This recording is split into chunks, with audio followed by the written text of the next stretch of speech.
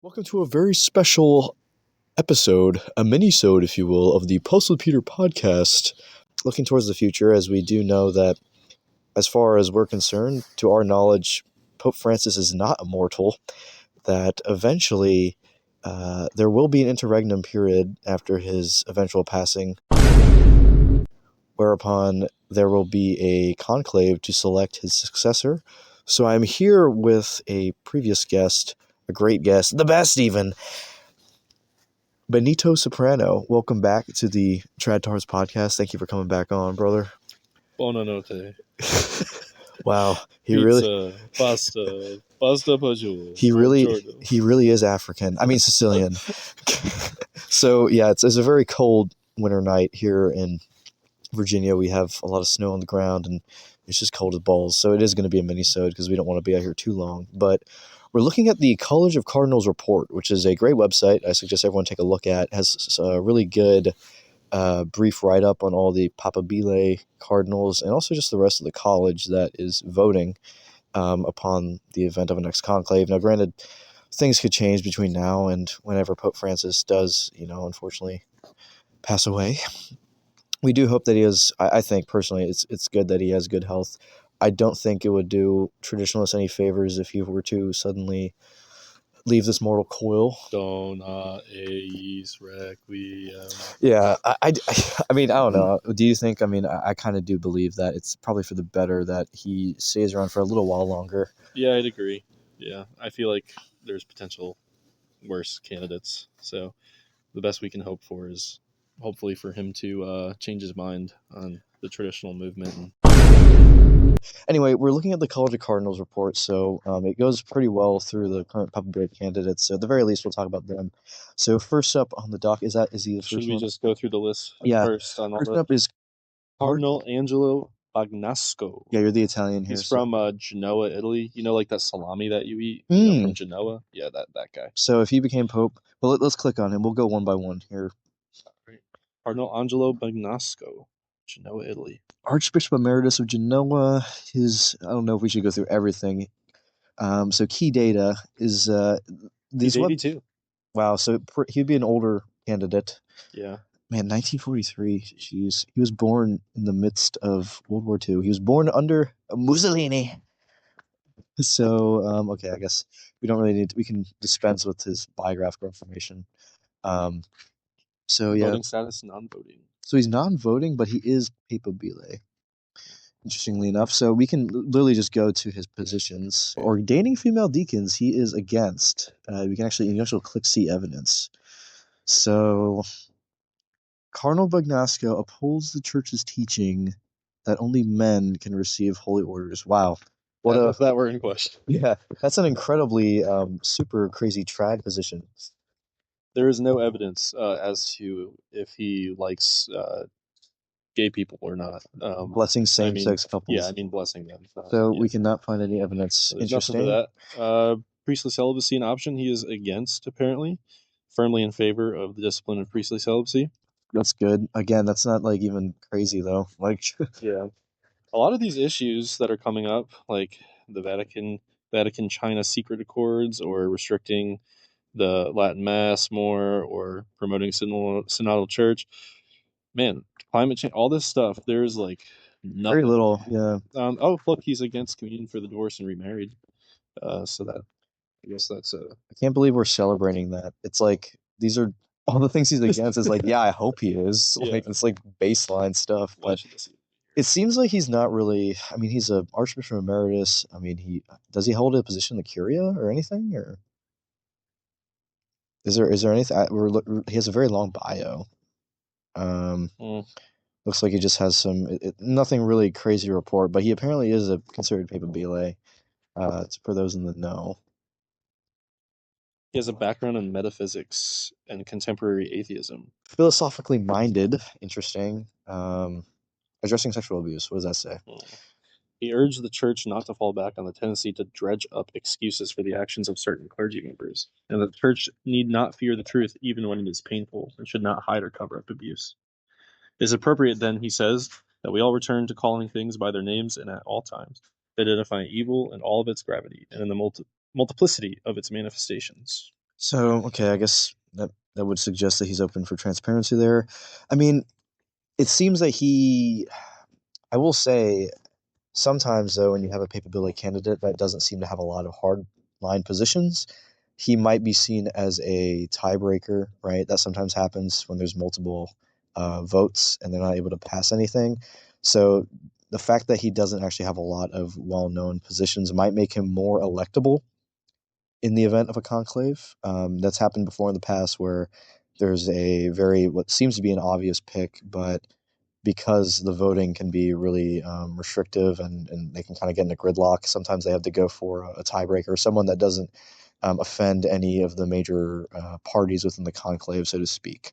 So that's probably why he might be considered papabile, is because he doesn't have a lot of hardline positions and he just has a lot of generally positions that most people would probably agree with. That might be why. But I don't know. I don't feel like we should spend any more time on Cardinal Bagnoch. I wanted to Yeah, there's not really much about him.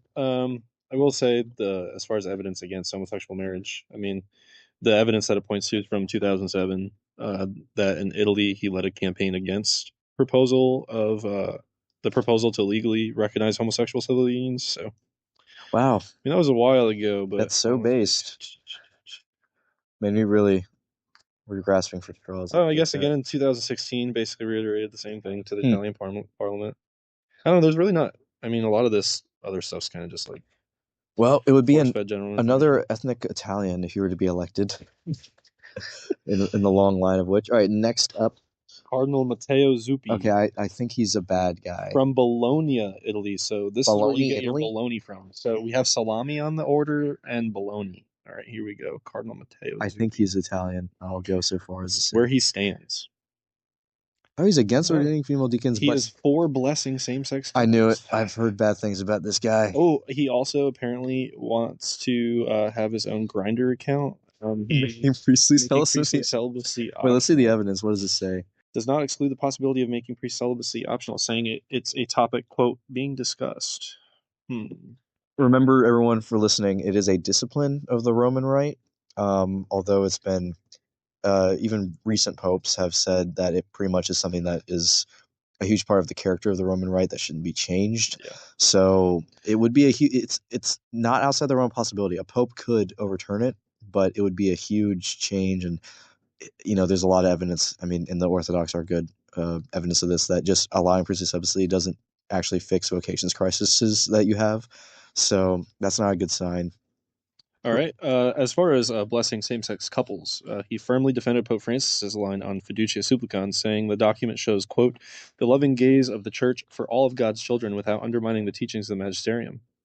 18 months earlier, Zuppi allowed a church blessing of a homosexual couple in his own archdiocese. Yes, this guy kind of sucks. So that's a little. Oh, restricting the Latin Mass. I'm not surprised. Let's see. Sympathetic. It doesn't really say much. He says, although he is sympathetic and has celebrated it, he has also expressed his support for Traditionis Custodes. So he's not a friend to tradition. And he is in favor of the Vatican-China Accords. Okay, so this guy... promoting a synodal church. It's just a bunch of coal on his positions. He sees synodality as a fundamental process for renewing the church, making it more open, inclusive, and capable of responding to contemporary challenges while always maintaining fidelity to the evangelical message. Okay, so this guy really sucks. Oh, man. Focusing on climate change, reassessing humanity. He's for all these. Oh, wait. Well... Wait, reassessing humanity, that's generally not good. Yeah. What does it say about this? I doubt he's thinking we should go back to what was the encyclical? That was the main one on. It was about marriage, Casticon Ubi. Unless he's I don't think he's advocating for a return to the Casticon Ubi. No, it just says in 2023 he indicated he supported a renewal of perspectives regarding the church's teaching on contraception and encouraged theologians to go further with creative fidelity. Fidelity. I hate how they use all these. Yeah, terms. we should creatively destroy church teaching. He's for communion for the divorced and civilly remarried. This guy just sucks, bro. How can we do this? Well, Zuppi, I hope he keeps his Zuppi shut. He likes bologna anyway. Next up, big man on campus, Cardinal Robert Sarah. The only real around. No, we can say on TradTards. We're black. They don't know. All right, ordaining female deacons, against. Blessing same-sex couples, against. Making priestly celibacy optional, against. Restricting the Vetus Ordo, or the Old Latin Mass, against. Nothing really on the Vatican China secret accords. Promoting synodal church, yeah, he's not for that. I mean, I think most people in our sphere know that Sarah is like our boy. That's what I'm talking about! That's why he's the MVP! That's why he's the GOAT! The GOAT! Yeah, I shouldn't say boy, but these are good. He's against the German synodal way. That's good.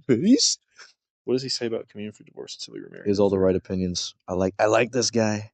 What can I say? Wow. Based guy. Based. And so where is he from? He's Let's see. I don't want to misnationalize him. That'd be so rude. Guinea. Oh, that's right. Yep. Very smart guy. I mean, he has been he's voting status. Yeah. And All he's right. actually it's weird. A lot of people think he's too old, but he's 79. He's actually younger than a few of these guys on here. So, granted, Still pretty old. still pretty old, but a lot of popes don't have long reigns, unfortunately. I mean, and also fortunately, depending on. So okay, next up, we'll go back to Cole. Your boy, Cardinal Louis Antonio Gokim Tagle. So what's his current post? Go up. It has his current. He is the pro-prefect of the dicastery for evangelization. I'm certain he's doing really good at evangelizing and saving all souls. Against ordaining female deacons. Wow. He could go either way on the Latin Mass, priestly celibacy, and I like how same-sex ordaining female deacons and you're against it. Wow, what a brave and stunning opinion to have. He quoted as, a ministry of deaconesses did indeed exist, but however was not perceived as simply the feminine equivalent of the masculine diaconate. So luckily JP2 for all his warts did shut that discussion down pretty definitively. He's for the Vatican China secret accords. That's crazy, dude. He's literally from the Philippines. Like, I don't know why he'd be for that. That's just whatever. Promoting a synodal church, he's for that too. Not surprised. Cringe. In remarks to a U.S. priest, what do you say? It really, in a way, pains me and shocks me. I don't want to judge people, but sometimes I just wish people would calmly read the documents of Vatican II. Okay. I've tried, Cardinal. Yes.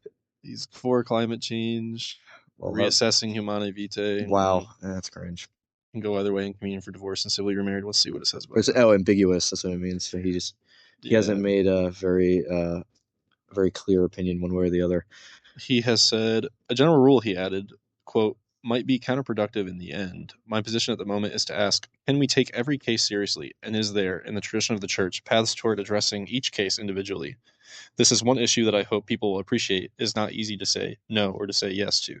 We cannot give one formula for all. So yes, you can. He just thinks it's complicated, but it's kind of a non-answer. Here's the thing about Tagle, though, is that he is considered by many mainstream sources to be a very young too, isn't he? He's 67. Yeah, he's considered a very likely successor. He's also, it would be I think he'd be the first pope from, if he were to be elected, of course, he'd be the first pope from Southeast Asia. The Philippines has obviously been a Catholic powerhouse ever since the Spaniards went in there, and it's always been a very, very Catholic country since then. All right, so next up, Cardinal Albert Malcolm Ranjith Papa Bendigue Don. So he is the Metropolitan Archbishop of Colombo, Sri Lanka. Let's see where he stands. He is against... Oh, wow. Okay. Wow, look at all this. He's against ordaining female deacons, against blessing same-sex couples, against making priestly celibacy optional. He's against restricting the Old Mass. Open that up. We need to see the citation for that.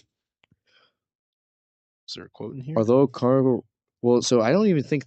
Do they, in the Diocese of Sri Lanka, do they even use the Roman Rite, or do they use the Syro-Malabar Rite? I think they do use the Roman Rite. Okay. So he says, although the Cardinal has not spoken about Traditionis Custodes, he values the TLM, served to protect and promote it as a senior official at the Vatican's Office on the Liturgy, and generally favors a reverent liturgy. He also has reservations about concelebration and communion in the hand. Whoa! Interesting. All right. Although he's not, I mean, I really haven't heard about this guy. He's not really known. I mean, granted, maybe it's just because of his geographical separation from where most of these arguments are happening on the old form of Mass. Like, how many Latin Masses are even in his diocese, right? Yeah. Or people that are, really, pushing for that. So he is ambiguous on promoting a synodal church. He has expressed strong reservations about the German synod, synodal way. He has not spoken publicly about this synod of synodality. Interesting. He is for focusing on climate change. Okay, whatever. Cringe, but not as bad, I guess. Against reassessing Humanae Vitae, against communion for divorced and remarried, against the German synodal way, as already mentioned. So, okay. Granted, I really haven't heard much about this guy, so I feel like if he was a super big proponent of tradition, we would have heard more about it. Yeah. It might just be because of his distance being in a, what is generally, not really considered a bastion of the Roman Rite. I think he definitely has to deal with a little bit less so with a lot of the problems that the church faces in the West. Yeah, I don't see how it could universally, I don't know, would really influence a lot. But he apparently is considered papabile. How old is he? He's 77. So a little bit on the younger side. I guess Tagle would really be he might be the youngest. Yeah. Honest, what is he, 67? I think that's why he's considered to be a very likely successor, specifically if they wanted to keep someone similar to Francis in, who would have a long pontificate. So Next up is the Vatican Secretary of State, Cardinal Pietro Parolin. if I remember correctly, he is not too great of a dude. He is 70. He is also Italian. Okay, so he's kind of close to Tagle in Mhm. age. All right, let's see where he stands. Against ordaining female deacons. Stunning and brave for holding that opinion. Wow. Has Incredible. no opinion on same-sex couples, apparently. Blessing them. Ambiguous on making priestly celibacy. It's so cold out here. I'm turning into a retard. So what? All right. Well, what was the ambiguity on that? I'm curious now. Let's see. Celibacy could theoretically be discussed, although he notes the advantages to priests of remaining celibate. So he I don't says see it how could that's be. ambiguous. He says it's open to discussion, which is that would imply that he thinks that there's like room for it. He just thinks that I don't know. I feel like a lot of these guys that are ambiguous on this issue, it's mainly just in discussion to like what the eastern part of the church does. I don't think that they're like really advocating for like the whole Roman Rite to just like have. Well, the fact that the diaconate was dispensed with the discipline caused. I think it has caused a lot of. It's actually made people less likely to become priests. Yeah, because you see the diaconate was the only thing to grow for a little bit, and then it died off pretty quick. So he is for restricting the old form of mass. So definitely not a friend to. Oh, he had a key role apparently in the creation of Traditionis Custodes. I don't like this guy. He is firmly opposed to traditional liturgy. Wow, what did it do to him? Well, that's not good. For promoting a synodal church. Well, that kind of goes hand in hand. Yeah, almost. So, it would make sense as the Vatican Secretary of State that he would probably be for most of Pope Francis's main efforts, mainly the synodal church and suppressing the TLM. Ambiguous on reassessing Humanae Vitae. What was it? Go up to that. What did it say? Oh, it's a long one. A lot. Okay. Describe the encyclical as prophetic in foreseeing ethical challenges to traditional family structures. He also took part in a book presentation held by those who would like to see the church change Humanae Vitae's teaching on contraception. Okay, I don't know if I really say it's ambiguous, but it's crazy that people would consider Humanae Vitae like something to actually change, considering it's a traditional document in so much as it didn't change the major teaching, but it did open up some interesting language that a lot of traditionalists have problems with, but it wasn't too groundbreaking of a document. At least at the time, it was considered weird because it was expected that the church was about to change its teaching on contraception. All right, so he is for communion, divorce, and remarried. Yes. He says accompanying and listening is important, and he has expressed support for wider access to the sacraments, specifically for civilly remarried divorcees. Okay, so this guy seeing it as a new part of a new paradigm for the church. So he's cringe, and he's for the German synodal way. This is the Vatican Secretary of State. That's insane, but. Although Parolin has firmly opposed certain heterodox positions of the synodal way and the creation of a permanent council, he has not condemned the process in itself. I don't understand why it's taking so long. Like, it's clearly like the issue here. Money. It's really money, because the German church, they collect their tithe through taxes. Oh yeah, the taxes. So they, even if you're non-practicing, if you put down your Catholic on census forms, you automatically tithe through German state tax. From what I understand, now some viewer can correct me if I am wrong, and please do, because I'm not an expert on this. I think that's actually a leftover from the Reichskonkordat that was signed with Nazi Germany, where they outlined the relation between church and state in the 30s, and I think that's a holdover from that, if I'm not mistaken, or maybe even a holdover from some of the restrictions on Catholicism under Bismarck. So, yeah, Germany is in a weird spot because of that, because they make the church so much money that I think that might be why Francis doesn't want to bring the hammer down and eventually cause them to just go into complete schism and then lose all that money, which is a pretty shitty reason to not bring the hammer down. All right, next up, this guy's actually really interesting. Yeah, Pier Battista Pizzaballa. He's a baller of pizza. Now, ethnically Italian, but he is the Latin Patriarch of Jerusalem.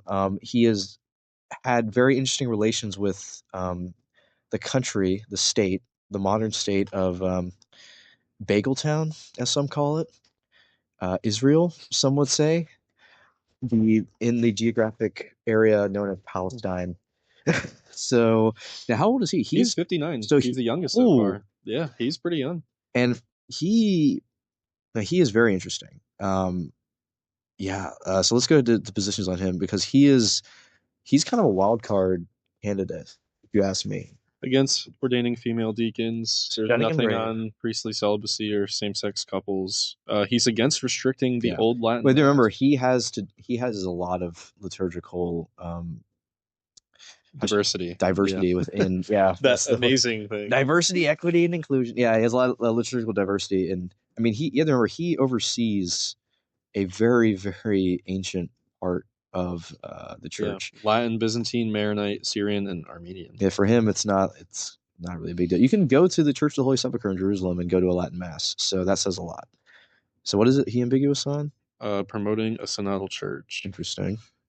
Let's see. He implemented the synodal process in the Patriarchate, inviting everyone to be involved. At the time, he understood it to be only, quote, consultative, end quote, and said it in 2023 that the nature of the synod, quote, has changed a lot with the synod on synodality. So it seems like he's just following orders and just being like, well, we had to implement it. I mean, a lot of bishops, even the bishops here in the U.S. that were against it, still kind of implemented it, but didn't really do it with a lot of vigor. He was very supportive of Laudato Si, but it states him as ambiguous when it comes to climate change. Okay, I mean, whatever. Nothing on reassessing Humanae Vitae or communion for the divorced and civilly married. He's against the German synodal way. I think he would be a very controversial pick, just because that would it would definitely set a negative precedent towards political relations with Israel, because he has been very critical. Because he has to remember, he is also responsible for unless I'm wrong, I believe I'm correct in stating he's also responsible for all of the Palestinian Christians that are within the territories of Palestine.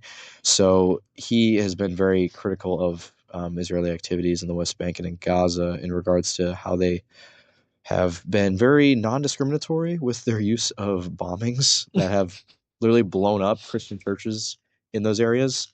So yeah, I think he would be, if he were to be elected, I don't know if he's like necessarily traditional.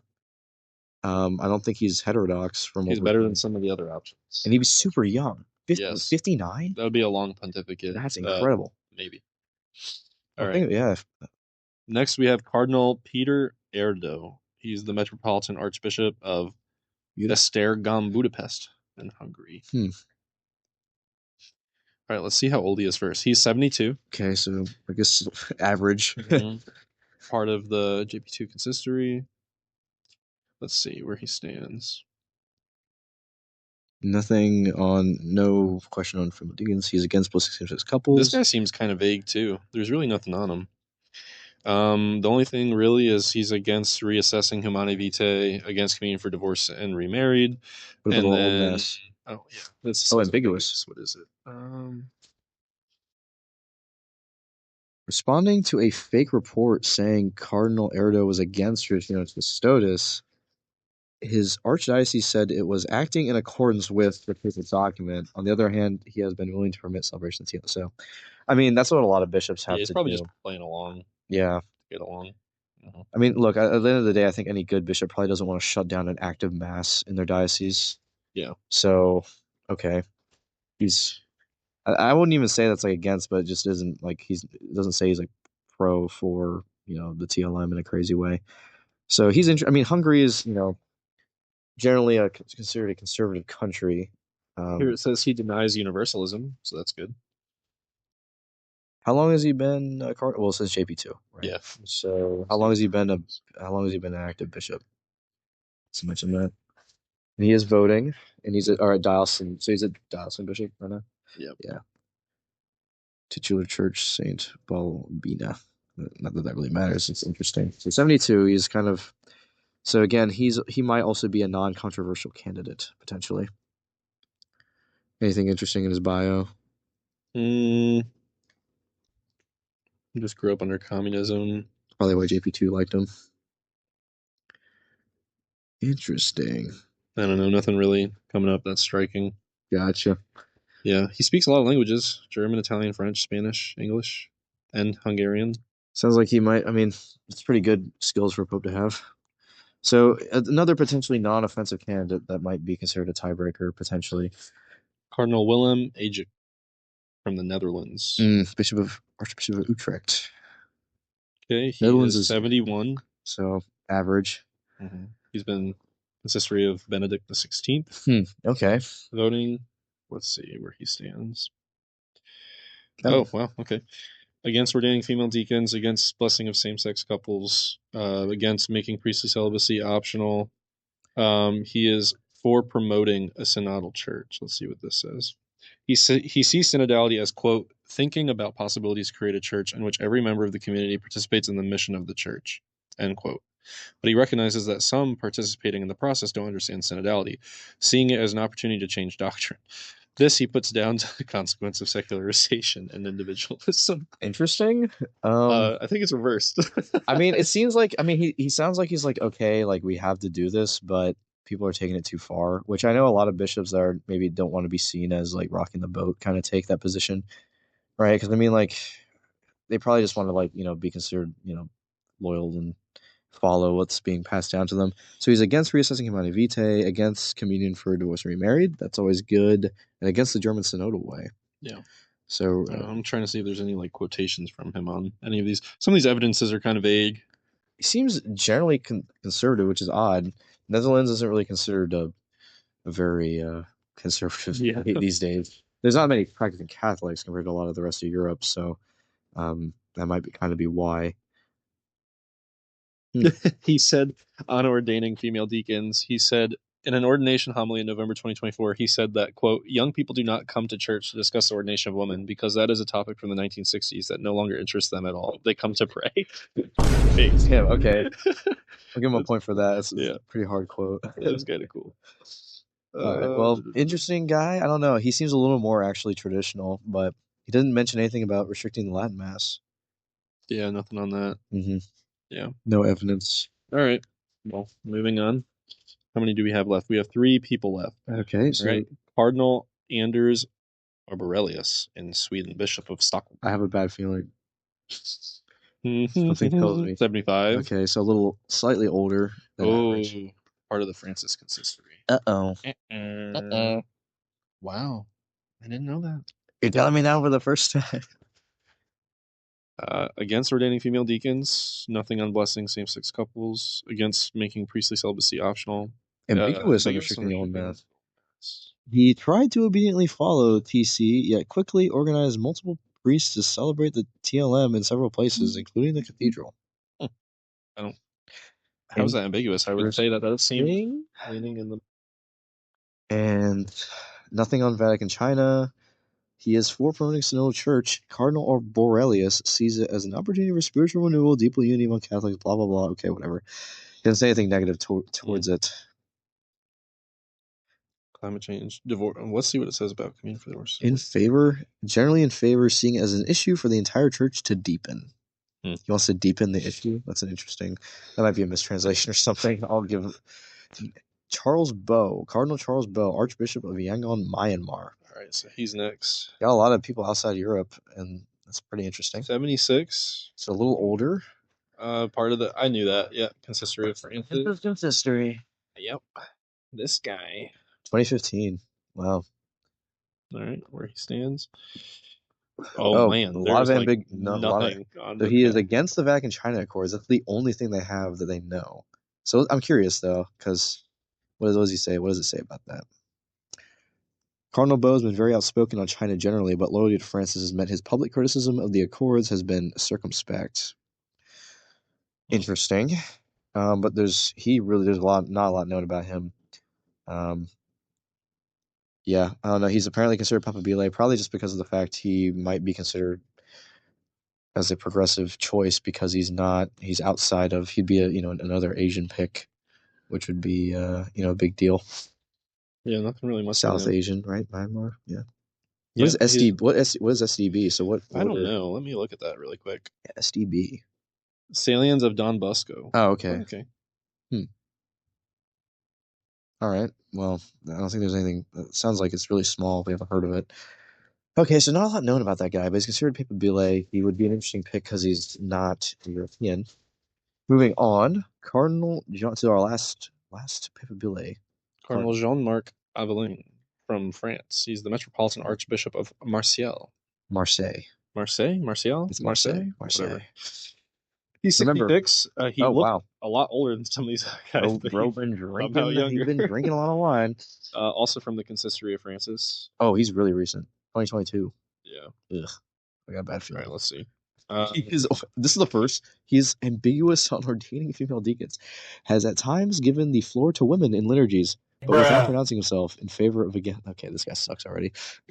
Blessing same-sex couples. He is against. Okay. One of the signatories of the communiqué issued by the Conference des Évêques de France. I hate French so much. Expressing caution about fiducia supplicans and stressing that individuals, not couples, should be. Okay, how is that? What?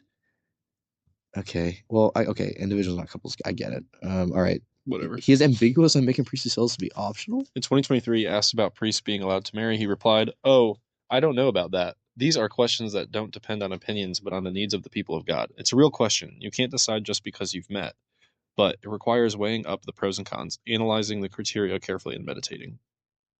Okay. He is against restricting the Vitus Ordo. This guy is all over the place. At the time of TC, Cardinal Aveline renewed his confidence in the priests of his diocese celebrating in the Vitus Ordo.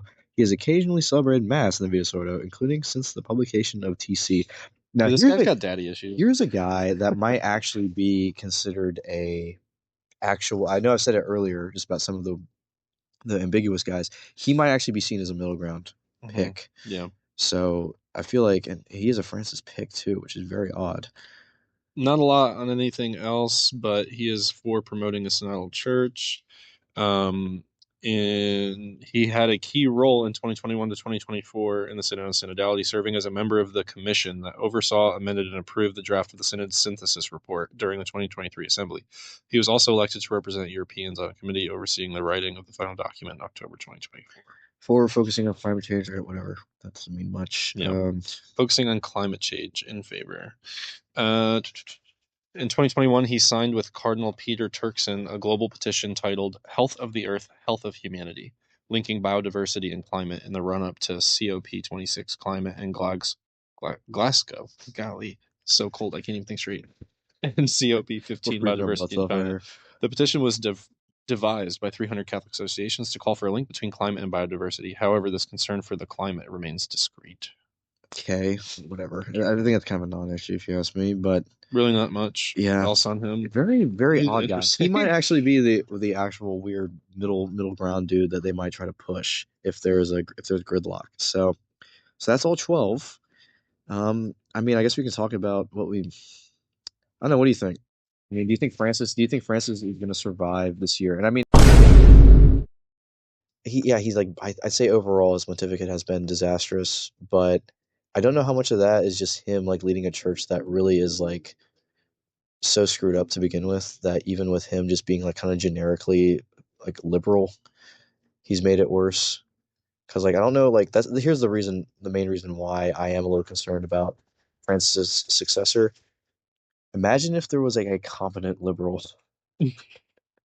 that got into the papacy. Yeah, like they could cause a lot more damage than Francis has.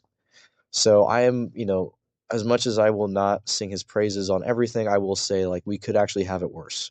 and it's hard to imagine it, but it could totally be worse. I would totally agree with that. If you take anything away from this synopsis, definitely do not want Genoa or Bologna, because salami and bologna. Just remember that. Salami and bologna bad. You don't want those guys. And we got some weird wild cards in there. Yeah. And we want Sarah. We want Sarah. And then the Latin Patriarch. That'll never happen. The Latin Patriarch of Jerusalem would also be kind of a wild card, but I just feel like because it seems that no country I don't know, except a few, it would be like a foreign, like a Vatican foreign policy, like suicide to put him in, because there's just too many. There's just so much force. I think what we really need to do is have like a re-enlivening of like the George Floyd stuff, and just realize that we need a black man as pope, and we're gonna vote Cardinal Sarah. I just hope that the whole secular world is just like, we need a black man as pope, and then because unequivocally it happens to be the most based man available. Yeah, so we need to like just completely not let anyone view. Like, we just need to like completely run. We need to have like a giant secular campaign to be like, we need a black pope. This needs to be our 2008. This needs to be our Obama. It's Obama, but. But don't tell anyone he's like conservative. This is to be like, no, it's because he's like, like everyone. This is Obama without Michelle. Thank God. I guess like in 2008, everyone was like, oh, we're voting for him. We're voting for Obama not because he's black, but because he has good policies, even though everyone really kind of wanted because he was black. And now we're like, no, it's actually because he's black. Like, don't look at his policies. Don't look at his policies. We need a black pope. All right, no questions about it. All right, we need a black pope. There's only one candidate. Yes, exactly. Yeah, that's what I'm saying. We need a black pope. Cardinal Sarah would be great. I mean, he's like, a little up there in age. He's one of the older ones. That's crazy. Yeah, but I don't know. They live longer. Now he's not the youngest. No, that's not the youngest cardinal. The youngest cardinal is like this Eastern Rite guy. There's a 37-year-old cardinal. Look, if you go back to that, they have all the other. Oh, you know what? We'll end talking about this guy. What's his name? I remember. He's like super young. Now, granted, like he's not considered papabile because papabile isn't like an actual status. Right? In theory, any Catholic male can become pope. Like, and this has happened before, where like a pope is elected, but he's not even a priest yet, and they literally just have to like fast track him through ordination. Abemus Papam Antoni Schneider. Dude, no. Who's this guy? That's him. This guy? Yeah. Mykola Boychuk? Yeah, I think he's like Ukrainian, Byzantine. If I'm not mistaken. Also, we do have Cardinal Burke as a cardinal, but he is very old and his health isn't that good, and he's not really considered papabile. Burke would be cool. I'm completely butchering this name. Okay, youngest cardinal in the world is he's 44. I think he was 37 at the time or I don't know. What does it say? This is an article from the Archdiocese of San Antonio.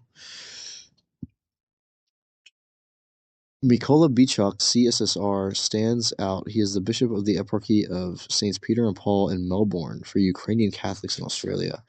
At 44, he has become the youngest cardinal in the world.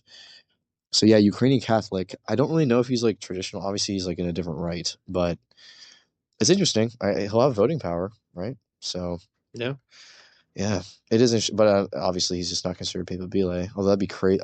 How would that even work? If an Eastern Rite cardinal was elected to the papacy, like, would he have to like change rights? He'd be like, I'm sorry, like, I'm the Bishop of Rome now. Like, I guess he just learned both. By ritualism, it can be done. I frankly think the Latin Rite could probably be easier.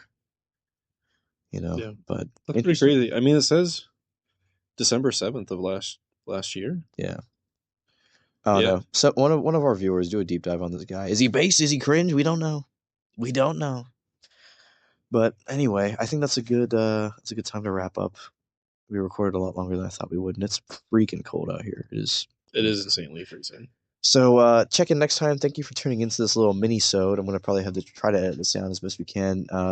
Benito Soprano, thank you for coming on once again. Thank you, sir. It's great. You're the second returning guest on TradTards, followed by Mr. Cheesehead out of Wisconsin. So thanks again, and everyone, of course, check us out on Telegram and on Instagram at TradTards. And on Telegram, we have a really cool chat where we talk a lot about bullshit, frankly, every day.